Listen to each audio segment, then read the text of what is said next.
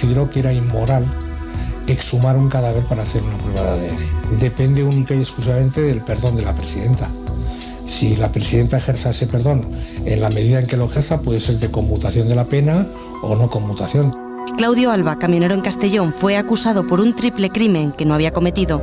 Fue detenido en un área de carretera como asesino de prostitutas hasta que finalmente apareció el verdadero asesino. No son los únicos casos en los que la justicia hierra.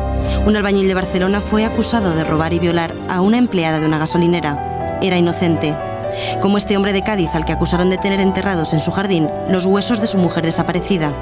Los errores judiciales también pueden favorecer a presuntos culpables. Agosto de 2003. Francisco Gómez Simón, después de pasar 4 años en prisión por asesinar a 3 personas en Benifallim, queda en libertad. Su juicio nunca llegó a celebrarse, pese a que todas las pruebas le señalaban como culpable. ¿Se puede permitir a la justicia equivocarse con tantas personas? Moncho Alpuente, recojo la pregunta del vídeo. ¿Se puede permitir la justicia equivocarse con tanta gente?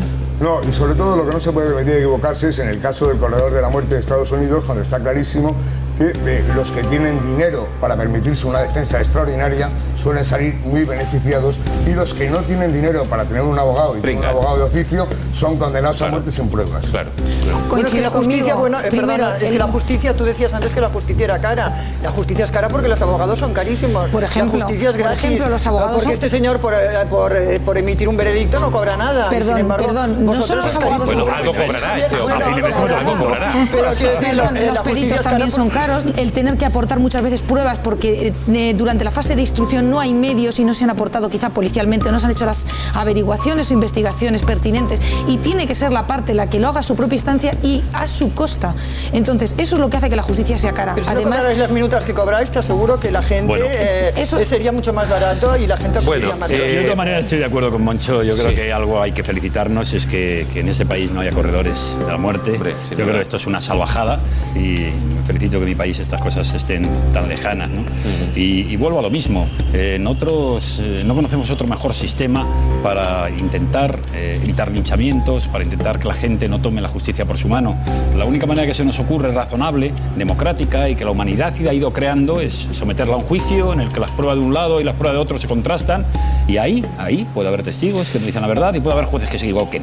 Nuestro sistema garantiza recursos, reduce o trata de reducir al máximo ese peligro de error.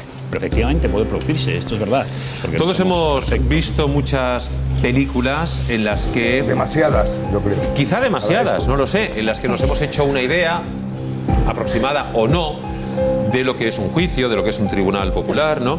Fíjate que el país que hace esas películas tiene en los últimos años casi 200 casos, 200 personas que han sido condenadas por error en 31 estados de Norteamérica, ¿no?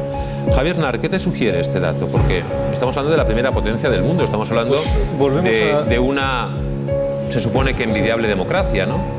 Hombre, en ese punto yo te aseguro que de envidiable tiene absolutamente nada. Y hay un ejemplo que es claro. El caso de aquel español cuyo nombre no recuerdo, que fue condenado a muerte en Florida por la muerte, asesinato de su mujer. En cuanto apareció un abogado con 100 y pico millones de pesetas de minuta, la condena se convirtió en absolución, lo cual significa que no es que poderoso caballero son dinero, sino que tanto tienes, tanto vales. En el caso de Estados Unidos, tiene el raro privilegio de ser el único país, junto con un país de acrisolada democracia y derechos humanos que se llama Somalia, en no haber firmado el Pacto Internacional de Derechos de los Niños, y tiene 2.200 niños menores de 16 años, entre los 13 y 15 años, en situación de cadena perpetua, sin capacidad de redención de pena.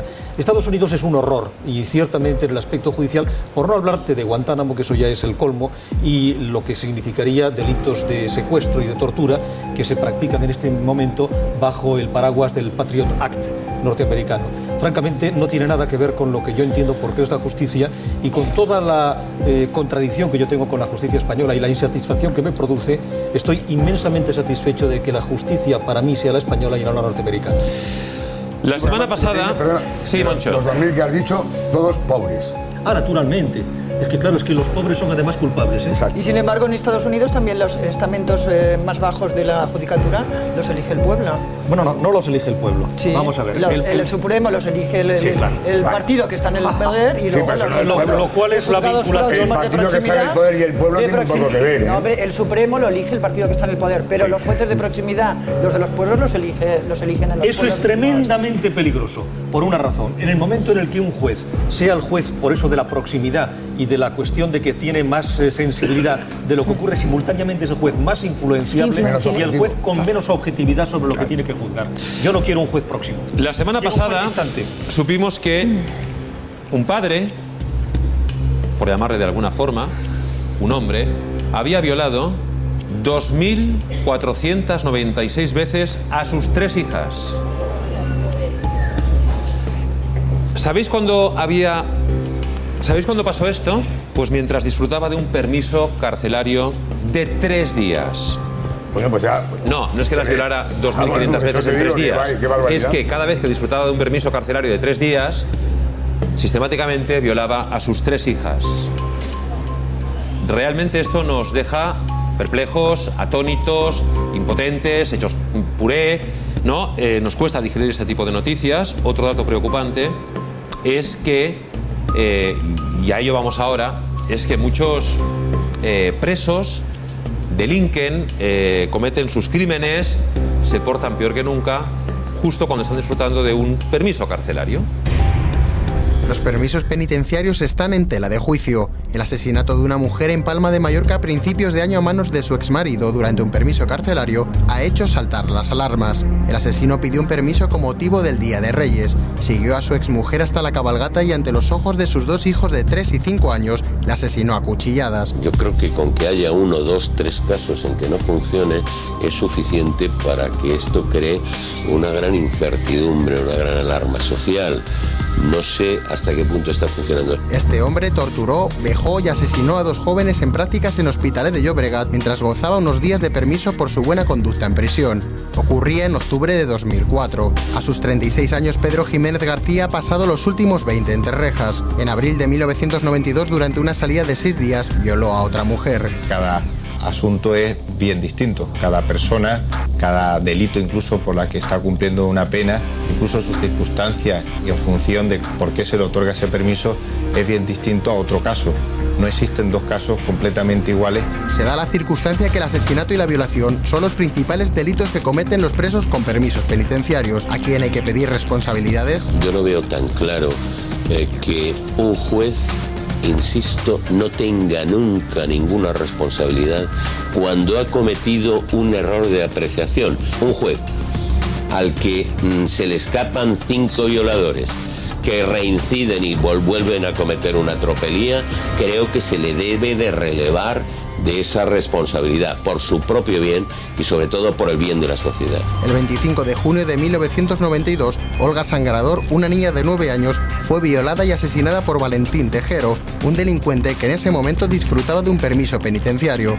Actualmente se encuentra en prisión y abandonará la cárcel en 2013 con 51 años de edad. Dicen los expertos que un violador es difícilmente redimible, pero no en España, en el mundo entero se han hecho muchísimas experiencias, la castración química. Yo creo que el violador tiene un problema en el cerebro y no en sus genitales. Uno de los casos que más conmovió a España fue la muerte de Miriam, Toñi y Desiré. Las 3 niñas de Alcácer desaparecieron el 13 de noviembre de 1992. 75 días más tarde encontraron sus cuerpos. Habían sido violadas y asesinadas presuntamente por Antonio Anglés, un preso que disfrutaba de un permiso carcelario por delito de agresión sexual. En los últimos 16 años, al menos 11 asesinatos, 11 violaciones y una veintena de atracos han sido cometidos por 17 presos de permiso. El debate está abierto, pero la justicia tiene la última palabra. De los beneficios penitenciarios hay que hablar. Quien quiera romper el hielo, a ver, todos, vale, muy bien. Por orden, Javier. Por alusiones diría algo. Sí, venga. Bien, bueno, yo creo que los permisos penitenciarios están en la ley. Esto es lo primero que habría que establecer. ¿Podrían estar o no podrían estar? Y eso podríamos debatirlo mucho. Pero están. Pero están en la ley. Y al juez se lo obliga a hacer un pronóstico de lo que va a pasar en el momento de conceder un permiso. Es decir, el juez recibe un informe en el que dice: este señor tiene los requisitos que establece la ley para tener derecho a un permiso. Bueno, el juez no puede denegar sistemáticamente estos permisos, ni puede ni debe hacerlo. Él tiene que hacer algo tan difícil como prever lo que va a pasar. Y el juez hace un juicio y dice: yo creo que en este caso no es posible, porque tengo informes que me dicen que no es posible que cometa delitos. Evidentemente todos odiamos a los violadores, evidentemente el juez que da un permiso penitenciario a un violador está preocupadísimo por lo que pueda pasar, porque otras cosas la sociedad se le va a echar encima. Claro, a nadie le gusta eso, nadie le gusta. Es un trabajo, pero el juez tiene que hacer esta valoración y arriesgarse, asumir el riesgo de que uno de esos permisos, que sean 30.000 presos disfrutan permisos en España al año, lo puede suponer millones de permisos, alguno de ellos cometa una tropelía. En algunos de los casos se equivoque. Hay dos cuestiones. Ese riesgo existe. La cuestión de los permisos funciona razonablemente bien. Y en cuanto a la delincuencia que se produce por personas que salen en permiso, es una incidencia muy pequeña. En ese sentido, yo no creo que haya que poner en cuestión la política de permisos. Lo que sí hay que poner en cuestión es la figura del juez de vigilancia penitenciaria, que se convierte en un juez distante de donde tiene que tener el conocimiento directo. Yo soy de la opinión de que los jueces de vigilancia penitenciaria tenían que estar presentes en las juntas de clasificación, tenían que estar presentes en el momento en los cuales se hacen los dictámenes, y tenían que estar presentes en la prisión para que no se informe solamente por visitas puntuales o por lo que le cuentan en un papel. Bueno, pero los violadores son los presos que se portan mejor en la prisión. Escúchame, aparte de todo